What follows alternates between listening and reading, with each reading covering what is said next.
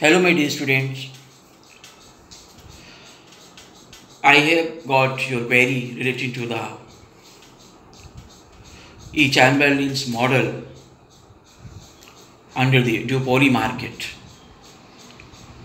which is known as E. Chamberlain's duopoly model. Professor E. Chamberlain had contributed significantly to elaborate the behavior of the sellers under the duopoly market. It is well known to everybody that we find how many sellers in the duopoly market. I think everybody knows about it. So under the duopoly market we find the mainly two sellers. Mainly two sellers. What is the number of sellers under the duopoly market? Two sellers. So Professor Chamberlain had made efforts to explain the behavior of the two sellers under the duopoly market. This model is known as E. Chamberlain's duopoly model. So now we are going to explain it. Under this model, Professor E. Chamberlain has suggested that we should not forget such policy related to the price. In other words, you can say, according to E. Chamberlain model, the price policy should be adopted by the sellers, which leads to the maximum profits. The price policy is not applied just like applied under the Cournot model. Under the Cournot model, the price policy is applied in such a manner which leads to reduction in total profits, which is the unfavorable condition to the sellers. But under the E. Chamberlain model, the price policy which is applied in such a manner which is leading to the maximum profits. So now we are going to explain this model. But you should be cautious in this regard that the important assumption which has been followed under this model, what is the important assumption? The important assumption is that the total cost of production is assumed as zero. What is the assumption? Important assumption. Total cost or simply cost of production is assumed as zero. इसको शून्य के. Now then after we are going to explain this model, make focus on this figure. We have mainly two axes, x and y, showing the quantity on the x-axis and price on y-axis. Then after draw the specific demand curve. According to Professor E. Chamberlain, which this model is known as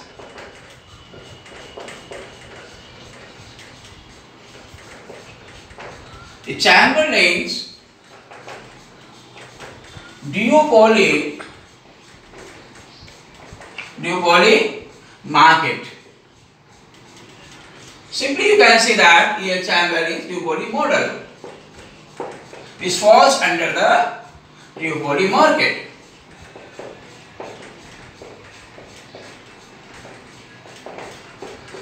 This is found under the duopoly market. What is the name of the model? E. Chamberlain's duopoly model. Now we have drawn initially we have drawn the specific demand curve. This curve is known as demand curve.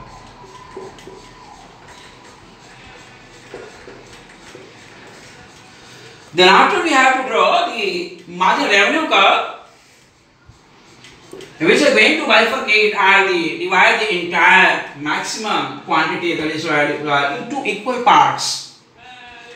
Should be cautious in this regard that the midpoint of OD, the midpoint between ODA, which is dividing the maximum quantity OD into equal parts. So now we have to draw the marginal revenue curve under this manner with the tangent at this point. So it is the marginal revenue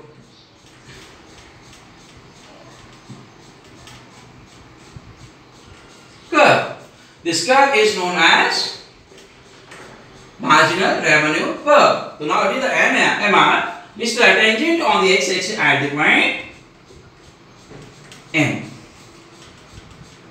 Now then after we can easily observe here whenever I want to get the price, so then we have to draw the vertical line which is parallel to y-axis. We have to extend upward in a straight line from until it goes to touch the average revenue curve. So surely it will be tangent on the midpoint of the demand curve. Should be causally just like it is going to touch the average revenue curve at the point N. So now we can say that what is the price at which the first duopolist, first seller is going to supply this specific quantity, at which a price. So now in order to get the price, we have to draw the vertical line on y-axis, or simply initially we can say that the price is Mn. But in order to show the entire area, we have to draw the vertical line on y-axis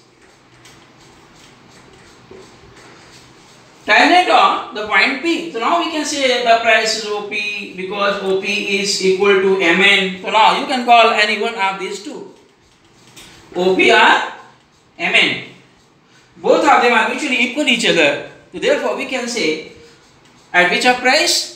At the OP price. How much quantity is being supplied? ON quantity is being supplied. So now the first seller was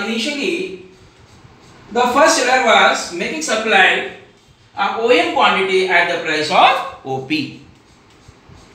Now question arises here that if the second seller, because previously that was the first seller who was known as the first duopolist, but now we are taking the second seller who is making efforts are going to enter in this market, that is known as the second duopolist. Previously was the first duopolist who was making supply ON quantity at the price of OP, but now the second duopolist is going to enter in this market. So now he will surely make efforts to increase the supply in the market. So then the first duopolist is willing or thinking that if the second duopolist will make the supply greater than OM at the lower price, so then we will have to increase, we will have to decrease in the price. Then we will have to decrease the price of the product. So therefore, in order to escape from this unfavorable condition and in order to defend himself, the first duopolist is going to vacate the particular portion of the market. So therefore, he is going to vacate, the first duopolist is going to vacate a portion of the entire supply which was being done by him. So now here, if the second seller is going to be, because he is the second duopolist, is willing that we shall surely supply. So obviously you should indicate a particular point which is made at the midpoint between M and D. Now he is willing to make the supply MN1. So now he is willing to make the supply as MM1, but at the lower price. At the lower price, what is the lower price? At the M1 we find that is N1, N1. N1 is lower price than Mn. So now in this situation, the firm will have to face the unfavorable condition, because if the profit margin will go down, because the first seller will have to decrease the price, then he will get the lower amount of the profits as compared to the previous amount of profits. So now in order to tackle this problem and avoid this unfavorable circumstance, the first seller is going to vacate the particular portion of this market of the supply so that the price will remain same, the price may be remain same.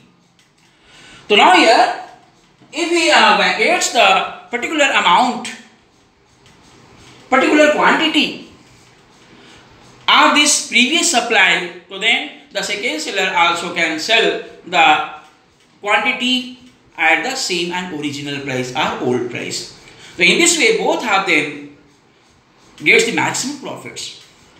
So now here, previously we observed that second seller was willing to sell the N1 quantity at a lower price, N1. So then this is unfavorable, leading the unfavorable condition, because due to this situation, the first seller will have to decrease the price. So therefore, in order to avoid this unfavorable condition, he is providing the opportunity and is going to decrease the quantity. The first deposit is going to decrease the quantity, and this process basically up to how much quantity the first deposit may decrease the quantity. The first deposit may decrease the quantity until his quantity reaches to just half of the previous quantity or old quantity supplied. So now here we observe where the what is the equation was quantity was OM, but now half of OM would be equal to, just we observe here I want OM2. So now here OM2 is being supplied by the first deposit and M2N is supplied by the second deposit currently. Now here MM2 is equal to just MN1. So now here the problem of the second seller also being solved, and the first seller is also getting opportunity to sell the quantity at the same and original price or old price. So in this way both sellers are getting the maximum profits equally. So now how to calculate the equivalent profit, their profits? Now OM quantity is being supplied by the first seller or first deposit. So now here total profit would be equal to, so we say intersecting, we find the point N to here. So now here the total profits of the first deposit will be equal to OP N2 M2. OP N2 M2, right? And remaining the next portion, half of this entire supply MM2 is supplied by the second deposit, MM2 M is supplied by the second deposit. So now then second deposit total profits would be equal to M2 N2 MM.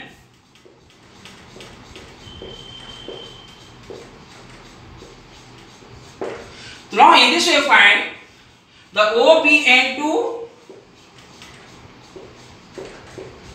M2 is equal to M2 N2 and M. Both of them are actually equal each other. In this way we find the both sellers or deposits are making supply at the old price or the higher price. Ultimately they are getting the maximum profits. In this other, if they would have been making supply at the lower price, so then their profits would be lower. So therefore, in order to tackle this problem, they are intelligent. The both sellers and deposits are intelligent, and they are going to apply such price policy where they are going to maximize the total profits. In this way, we have justified and explained this model, Ichamberlin model, which applied under the duopoly market. If you have any other query, you can reach.